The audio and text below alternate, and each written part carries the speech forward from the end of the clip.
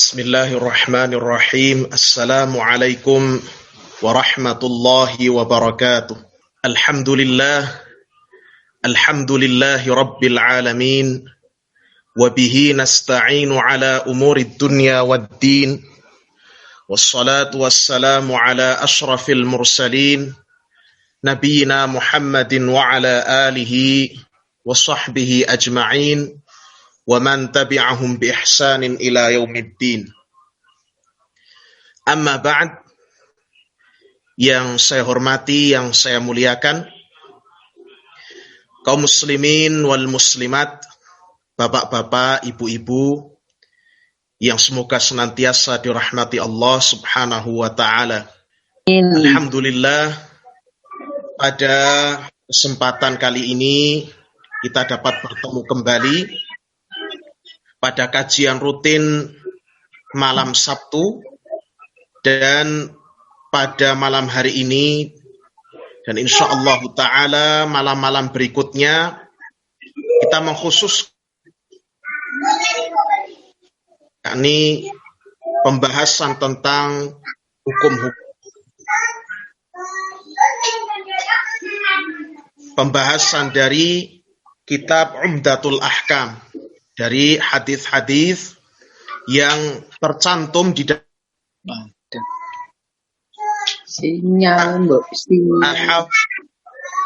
rahimahullahu ta'ala.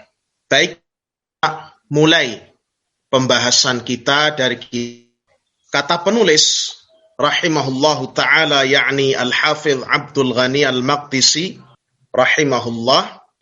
Kitabus Shiyam, kitab yang menjelaskan tentang hukum-hukum puasa. Bapak Ibu yang adalah kata dasar dari fi'il shama yasum. Shama yasumu sauman au siyaman. Yang artinya secara bahasa adalah, yakni bahasa artinya al-imsak, yang artinya menahan diri. Bapak Ibu biasa kalau di Indonesia itu Allah mengisahkan tentang kisah Maryam alaihissalam, ibunda Nabi Isa alaihissalam. Ketika itu malaikat Jibril datang kepada Maryam alaihissalam, kandung putranya. Jibril, makanlah. Qarina minal bashari inadharutu lahu, telah bernazar kepada Ar-Rahman, yakni Allah subhanahu wa ta'ala, sauma, untuk berpuasa. Tapi puasa yang dimaksud dalam ayat ini dijelaskan setelahnya. Falan ukallimal yauma insiya. Maka aku pada hari ini tidak akan berbicara kepada seorang pun di antara manusia. Jadi di sini Maryam itu bernazar kepada Allah subhanahu wa ta'ala untuk berpuasa. Tapi puasanya bukan puasa makan dan minum. Karena tadi di awal ayat, Maryam diperintahkan atau dikatakan oleh malaikat Jibril alaihi salam, fakuli washrabi wa qarri aina. Makan dan minumlah engkau, wahai Maryam, dan bersenang hatilah engkau. Artinya boleh makan dan minum. Nah, maka puasanya di sini apa? Puasanya adalah puasa menahan diri dari berbicara. Ini puasa secara bahasa di surah Maryam ayat ke-26. Bagaimana dengan puasa atau as-siyam secara istilah, secara syariat? Puasa secara syariat, ya, ini as-siyam secara syariat adalah sebagaimana didefinisikan oleh para ulama, al-imsaku bin niyyah. Puasa adalah menahan diri disertai dengan niat, yakni niat ta'abbud lillah, niat beribadah kepada Allah subhanahu wa ta'ala. An asya'a makhsusatin, menahan diri disertai dengan niat dari perkara-perkara yang khusus, perkara-perkara tertentu yang dilarang oleh syariat bagi orang yang berpuasa.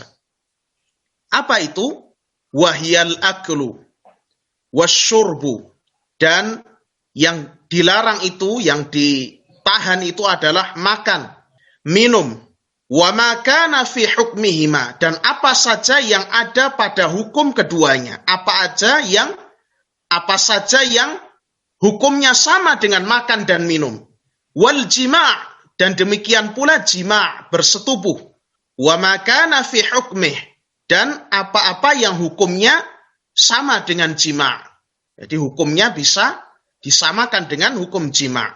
Fi waktin maksus, pada waktu yang tertentu, yaitu dari min tulu'il fajri ila ghurubis syams, dimulai dari terbitnya fajar sampai terbenamnya matahari.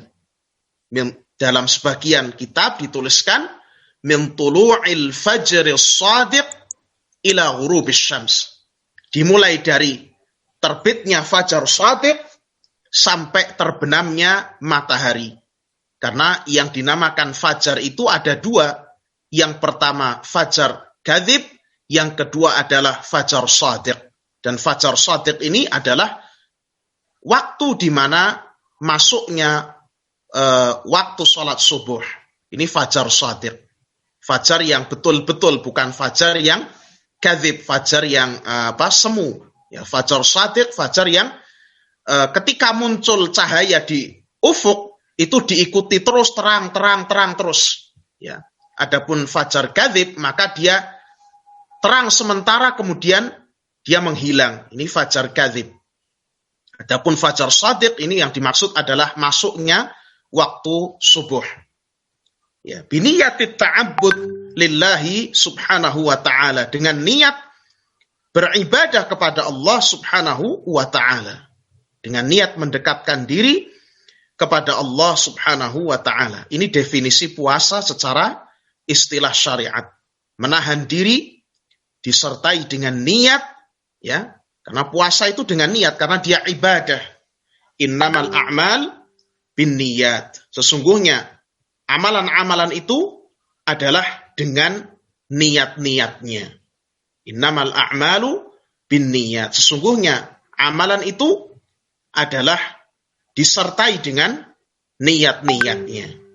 Sehingga kaum muslimin, Bapak Ibu sekalian, rahimakumullah, terkadang ada orang yang secara bahasa bisa dinamakan berpuasa, tetapi secara syariat dia tidak bisa disebut sebagai orang yang berpuasa. Misalnya, seorang yang bekerja dimulai dari pagi-pagi hari, jadi misalnya dia sudah sarapan di pagi-pagi buta, misalnya dia 4:30 atau jam 4 sudah sarapan. Kemudian dia berangkat ke tempat kerja. Di tempat kerja dia bekerja sampai malam hari, baru selesai kerjanya. Dia tidak makan, tidak minum. Maka secara bahasa ini dinamakan puasa, tetapi secara syariat, karena dia tidak melakukan puasanya tersebut dengan niat mendekatkan diri kepada Allah, dengan niat beribadah, maka puasanya ini tidak dianggap secara syariat. Kadang-kadang ini kita jumpai seorang berangkat kerja, berangkat sekolah, atau bahkan tidak sarapan, dari pagi langsung ke sekolah sampai siang, sampai malam, kemudian dia baru pulang. Ya, dia tidak makan, tidak minum, tapi karena dia tidak meniatkan hal itu untuk ta'abbud, untuk beribadah kepada Allah subhanahu wa ta'ala, tidak meniatkannya untuk berpuasa secara syariat, maka itu tidak mendapatkan pahala. Tidak dihitung sebagai puasa menurut syariat. Meskipun secara bahasa, ya dianggap seorang itu berpuasa secara bahasa, tapi tidak dianggap berpuasa secara syariat ini. Tidak sah puasanya. Nah, Bapak Ibu yang semoga dirahmati Allah, dalam satu kajian yang disampaikan oleh Syekhuna Syekh Abdul Munzir Munir As-Sa'di rahimahullah atau hafizahullah ta'ala, karena beliau masih hidup. Beliau adalah salah seorang ulama di kota Aden di Yaman. Beliau pernah memberikan satu faedah yang menurut kami sangat penting sekali. Ketika menyampaikan pembahasan tentang puasa ini, beliau menyelipkan salah satu pertanyaan kepada para jamaah tentang saum siyasiyin.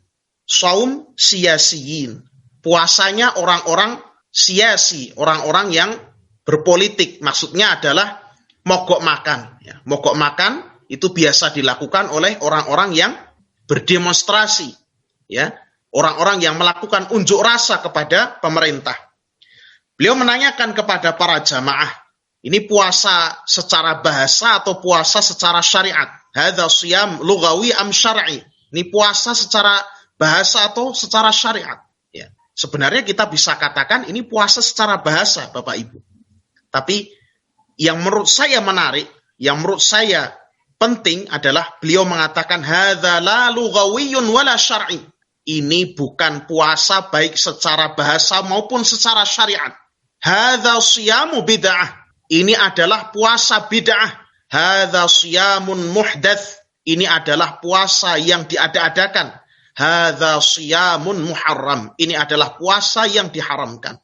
Kenapa kira-kira Syekh Munir As-Sa'di, seorang ulama sunnah, beliau sampai mengatakan demikian? Beliau baligh, ya. Beliau menyangatkan bahwa ini adalah perkara yang diharamkan. Ini adalah perkara yang seorang jangan sampai melakukannya.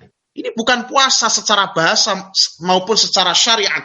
Jawabannya, karena dari sisi dunia dan dari sisi agama, puasa semacam ini kedua-duanya, ya, dari dua sisi ini, puasa semacam ini, mogok makan ini adalah bermadarat dan tidak ada gunanya. Dari sisi dunia, orang mengetahui kerusakannya. Kadang-kadang ada orang yang mogok makan sampai menjahit mulutnya. Orang mogok makan berhari-hari tidak makan sampai dia menjadi sakit. Dari sisi dunia dia tidak mendapatkan manfaat. Demikian pula ditinjau dari sisi agama, maka puasa semacam ini tidak terhitung ibadah, bahkan terhitung sebagai perbuatan bid'ah, bahkan perbuatan yang haram dan bermaksiat kepada Allah Subhanahu wa ta'ala. Kenapa?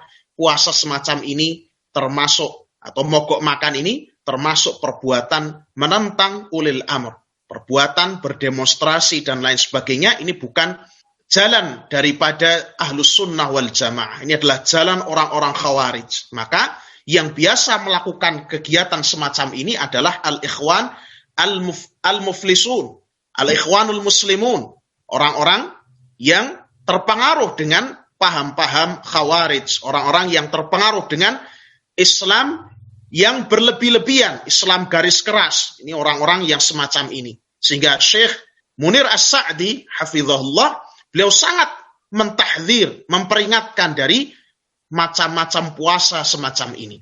Adapun kita di Indonesia, Bapak Ibu, banyak jenis puasa-puasa bid'ah yang diada-adakan dan juga dibuat-buat oleh masyarakat kejawen, masyarakat Jawa. Seperti puasa, misalnya puasa topo bisu, puasa ngebleng dan lain sebagainya. Ini tidak diperbolehkan. Puasa bid'ah, bahkan sebagiannya dimaksudkan untuk meminta pertolongan kepada syaitan. Ini jelas-jelas puasa yang diharamkan secara syariat. Ini bahkan termasuk dalam perbuatan kesyirikan. Bisa jadi ketika pelakunya memaksudkan untuk meminta pertolongan kepada syaitan. Ini hendaknya seorang memperhatikannya.